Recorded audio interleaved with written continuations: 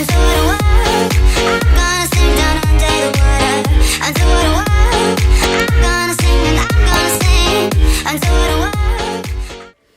everyone, so now we are going to be doing the thong bikini. So it's pretty much a mesh between the bikini and the thong pattern. So here I'm looking at the width of the bikini pattern compared to the thong part. So we have to take in the waist part just a little bit to make it a little smaller since we have the strings now. So I folded in the thong bikini part so that we can have the pattern with the straps now. And of course, we're going to be doing the same thing to the back. So we'll compare the back bikini part to the thong back, and we'll take that part in.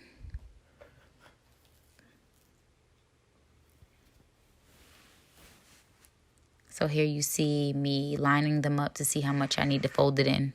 Okay, so now everything is cut out. This one is a bandeau top and a thong bikini bottom. First, we're going to start off by making our straps. So we fold them in half, and then we'll stitch with the zigzag stitch straight down, and we'll turn it inside out.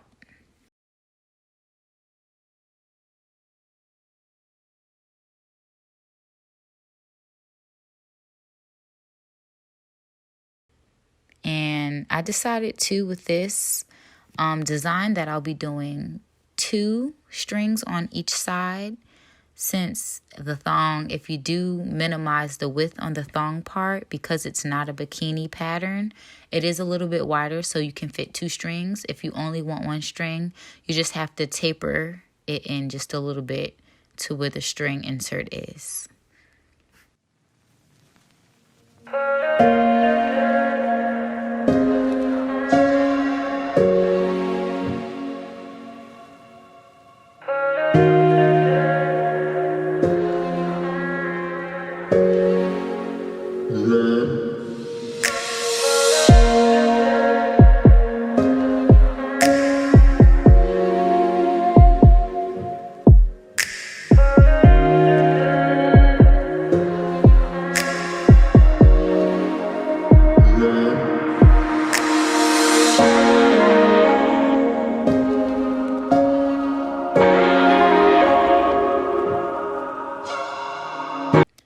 And just like the first bikini, we're going to be stitching the front closed, and then we'll insert the straps after we close the leg part and turn it inside out.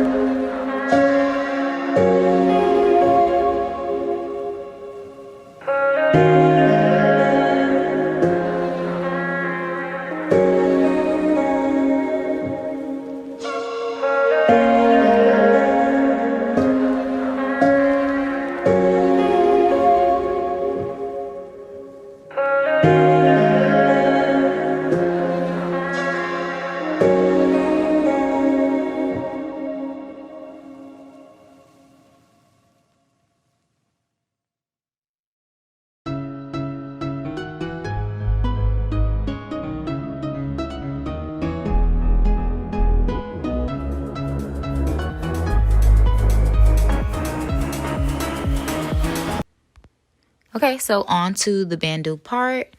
The inside, I have lining, the same satin stretch lining as the back. There's no sequin in the back. There's only sequin in the front. And I chose to put lining in the front just because the sequin can be a little itchy. So we sandwiched the fabric where there's one lining, then the sequin is in the middle, and the lining is also on the outside. So when you flip it around, you have lining underneath the sequin front part.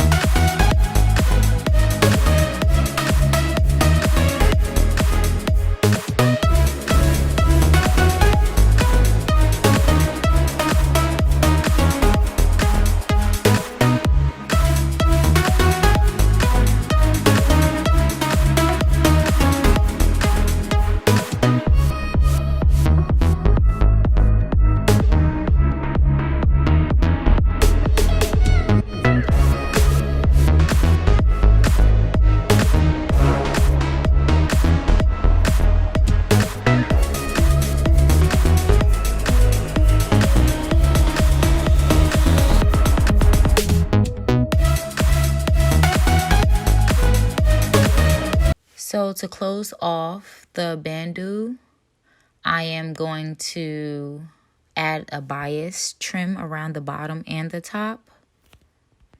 And doing that, I have the bandeau fabric right side up and the trim right side facing. And I do a zigzag stitch, then I flip it over and do a straight stitch.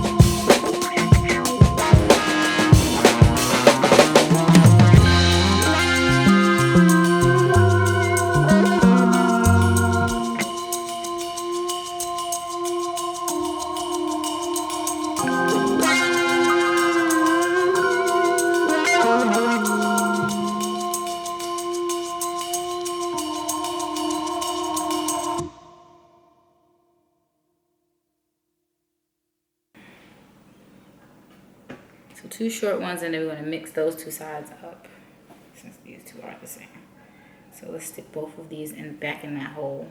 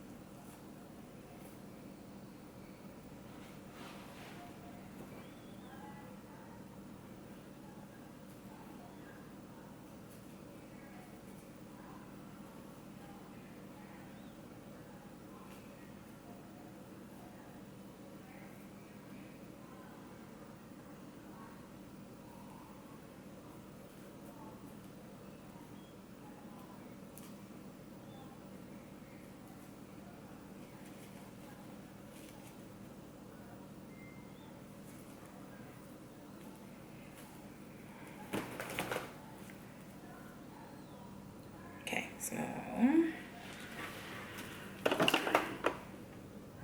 we want them side by side and sticking up just a little bit.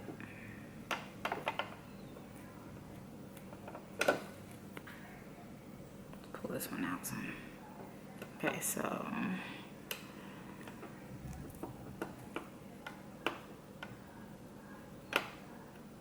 that's it. 1, 2.